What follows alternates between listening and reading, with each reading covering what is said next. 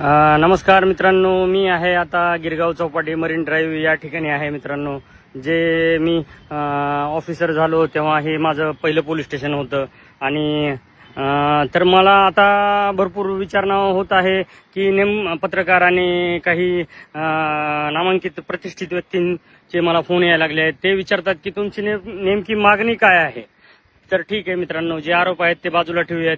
माझी मागणी एवढीच आहे की मला 12 तासाच्या आत कशाच्या आधारावरती मला सस्पेंड केलेलं आहे. त्यात पहिला मुद्दा आहे की तुम्ही परमिशन न घेता बाहेर राज्यात तपासायला गेलात 2 कॉन्स्टेबल घेऊन.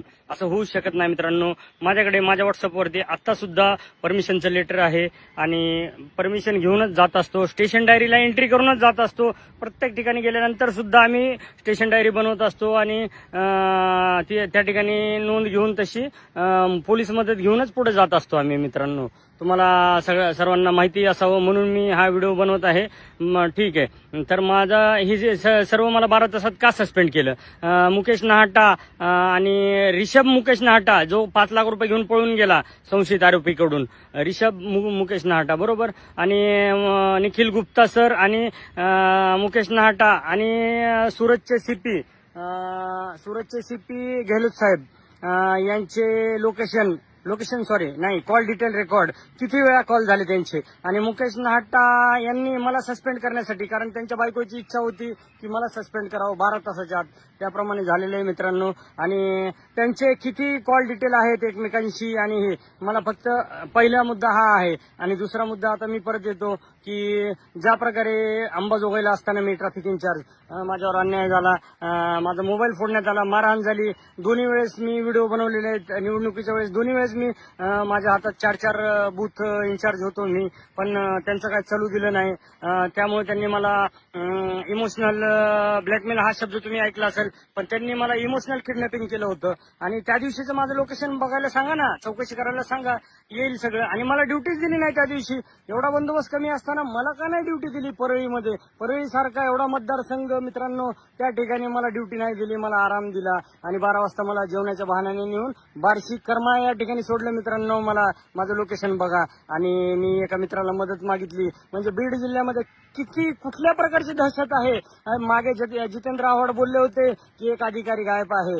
खरंच मित्रांनो, त्या ठिकाणाहून एक अधिकारी 20 वर्षापासून गायब आहे. त्या अधिकाऱ्याचं नाव आणि हे सगळे पुरावे सुद्धा आज मी जमा करू शकतो. आता नाहीत पण आहेत जमा. कोणता अधिकारी आहे आणि कुणी केलेलं आहे ते आणि कशा प्रकारे केलेलं आहे ते सुद्धा पुरावे मी गोळा करू शकतो मित्रांनो. ठीक आहे, हा विषय राहिला बाजूला. आणि आता दुसरा विषय, मला फक्त मदत आता अपेक्षा आहे माननीय मनसे प्रमुख राज ठाकरे साहेब, आणि ते देतील मला. अजून ते मुंबईमध्ये आहेत किंवा नाही, मी जाऊन आलो कृष्णगंजवर, पण त्या ठिकाणी एकदम मॉर्निंगला गेले असल्यामुळं माझी त्यांची भेट झाली नाही किंवा त्यांनी हा व्हिडिओ बघितला नसेल. आता जेव्हा त्यांच्या कानापर्यंत ही गोष्ट जाईल ते नक्कीच मला बोलावून घेतील कृष्णगंजवर, आणि माझे काय समस्या आहे आणि काय आहे. आणि मी फक्त पुरावे आता फक्त राज ठाकरे साहेबांना देणार आहे, कारण माझा आता कोणावरती विश्वास राहिलेला नाही मित्रांनो. आणि मला सस्पेंड काय, आता तर डिसमिस पण झालोय मित्रांनो. एवढे व्हिडिओ बनवले, तेवढे शेअर केलेत. आता मी नंगा आहे आणि नंगे को खुदा भी डरता है. ठीक आहे मित्रांनो, बघूया काय काय होतंय पुढे. आणि मी खऱ्या अर्थानं आता लढाई लढतोय मित्रांनो. ज्याप्रमाणे निखिल गुप्ता साहेब बोलले होते की तुम सब मराठी लोग ऐसे ही होते, मराठी लोगों को सिर्फ पैसा ही चाहिए. ठीक आहे, ते पण आपण तो पण रेकॉर्डिंग भेटेल मित्रांनो. जर तुम्ही लोकांनी मागणी केली ना तर ते सगळं शक्य आहे. तरच त्यांचे कॉल डिटेल आणि माझे कॉल रेकॉर्डिंग हे जनतेला बघायला भेटतील. आणि मग जनतेने विचार करायचा की कशा प्रकारे. मी त्याच वेळेस बोललो असतो त्यांना की एक महाराष्ट्रीयन किंवा मराठा म्हणजे मी जातीने मराठा नाही, पण छत्रपती शिवाजी महाराज आणि छत्रपती संभाजी महाराज यांच्या पवित्र जन्मभूमीमध्ये मी माझा जन्म झालाय.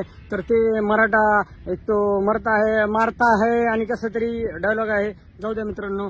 तर त्याप्रमाणे मला फक्त राजसाहेबच मदत करतील आता.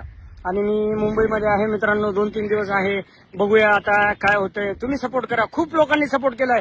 अख्ख्या महाराष्ट्रातील मराठ्यांनी मला खूप सपोर्ट केलेला आहे. पण काही लोक मला जाणून बुजून मला कमेंट्स वगैरे करतायत, ते शोधले पाहिजेत आणि मला सपोर्ट करा फक्त. बघा मग काय काय होतं. महाराष्ट्रामध्ये नाही जर भूकंप घडवला आणि परत जर विधानसभा निवडणूक जर परत नाही झाली तर मित्रांनो माझं नाव याद राखा, PSI रणजित रेड्डी. चला, जय हिंद मित्रांनो.